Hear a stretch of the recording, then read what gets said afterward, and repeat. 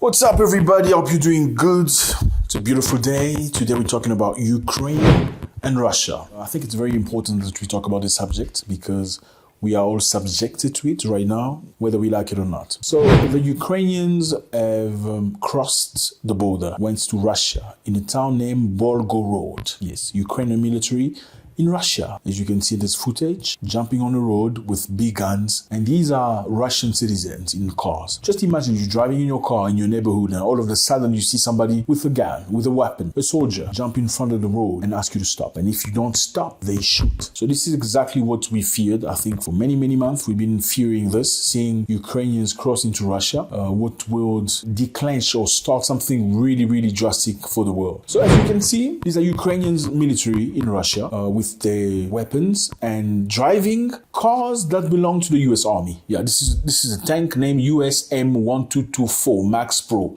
MRAP that belongs to the US Army. Unbelievable. And the Russians have said that they have terminated 77 Ukrainians that crossed the border in order to come and do mayhem. Very interestingly, so Moscow said on Tuesday it repelled an assault from Belgorod region after 2 days of fighting with assailants who staged a cross-border raid. A lot is unclear about the fight. Russia claims the raid was carried out by Ukrainian army saboteurs. Ukraine says it was carried by Russian citizens who rose up independently. Interesting. So Ukraine doesn't even take responsibility of this. Washington has provided billions of dollars in military assistance to Kiev, but has sought to limit its use to the defense of Ukrainian territory rather than attack on Russian soil that could potentially be used as a reason for Kremlin to step up the conflict. So America promised not to send some types of weapons to Ukraine. The fact that those weapons will kickstart a brand new type of war. And we know this from the fact that Joe Biden and his administration made a lot of promises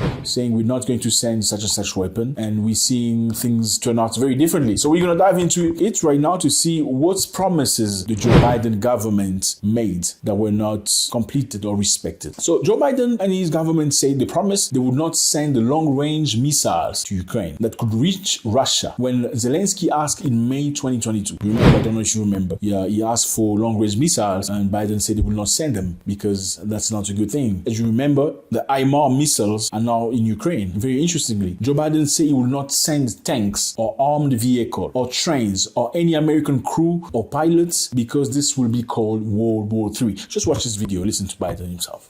We will not, although we will not fight the Third World War in Ukraine. Putin's war against Ukraine was never be a victory. Democrats are rising to meet the moment, rallying the world on the side of peace and security. We're showing the strength and we'll never falter. But look, the idea that we're going to send in offensive equipment and have planes and tanks and trains going in with American pilots and American crews, just understand, and don't kid yourself, no matter what you all say, that's called World War III.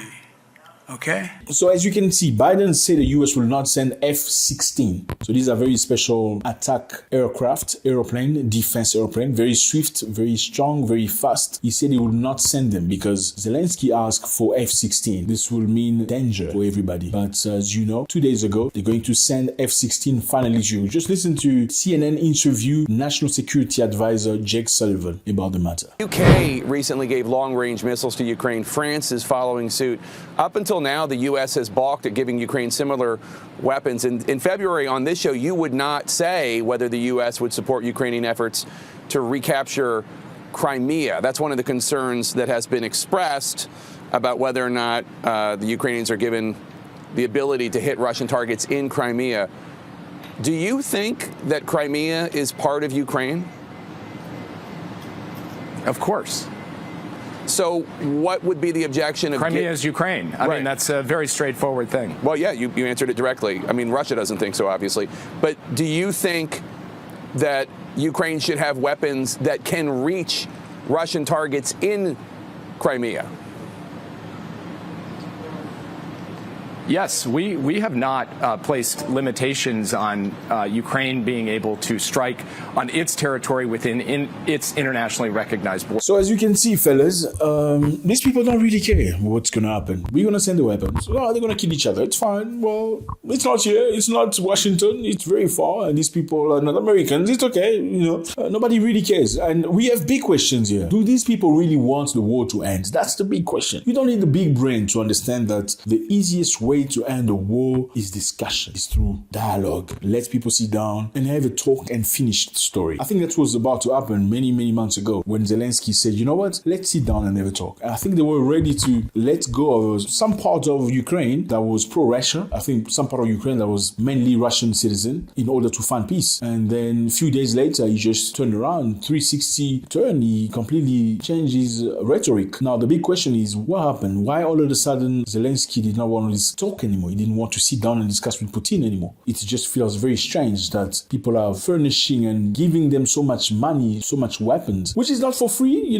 They have to reimburse these weapons, $53 billion worth of weapons to go that. Why don't they give Ukraine $53 billion for construction, for, improvement, for technology, but they give them $53 billion for weapons? Don't you find it funny? It's very interesting. So now, what's going to happen? We all know that Europe is training currently Ukrainians pilots to acquire F-16. And this is a big, big, big thing. This is something that many people are not talking about. Do you think Russia will just sit down and watch as you send F-16 and you train Ukrainians to come and destroy them? I mean, you can see the neighbors training. He's getting the pangas and the knives and the stuff that he needs to come and destroy you. Will you just sit down and watch? And you see who's giving it to him. You will not accept, right? And Russia has said the countries that are contributing to this will pay the price because they have the means to make them pay. So in other words, people in Britain, in France, in Germany, in Holland, in all these European countries will suffer the consequences of things they don't even know about. They didn't even get themselves involved into. The bottom line is this war is not really Ukraine, if you look at it, because Ukrainians were ready to talk. It feels like this war, it's a proxy war of the US against Russia, trying to soften Russia a little bit because it's a competition. I mean, who are we to blame them? We understand nobody likes competition. But who's paying the prices of this? The Ukrainians are paying the prices of this with their blood. So they made a promise. The government of Biden made a promise not to send some stuff to avoid escalation. But this is exactly what they've done throughout history. If you look at it, they made a promise not to send long-range missiles within Ukraine hand from the US. They made a promise not to send trained American soldiers. These things are in Ukraine. What is the message by having Ukrainians crossing the border, going into Russia? And who's paying the price to this? It's Ukrainian mainly, number two, Europeans. So I find it very absurd that we're going to hear in the meantime them trying to lecture the world about democracy, about respecting other people's integrity. And now, if you listen to Sullivan, who is the national advisor of the US, he says Crimea is part of Ukraine. I mean, we all know that Crimea is recognized as Russia right now, right? Crimea since 2014 is recognized as Russia. Now, if he dare say on TV that, yeah, we are ready to give them weapons that are capable of reaching Crimea, what does this mean? Doesn't this feel like they're just looking for trouble? I found this very, very interesting. Let me know how you feel. Drop a comment or something. If you want to join us, feel free to build this our community together. It's going to be with great pleasure. Thank you very much. And I hope peace comes back to Ukraine. Russians and Ukraine, of course, are brothers because throughout history, they've been together. They've got so much in common. And I just feel very sad that a stranger, a foreign entity can come in between you guys and separate you in the way they've done with so many other nationals. God bless.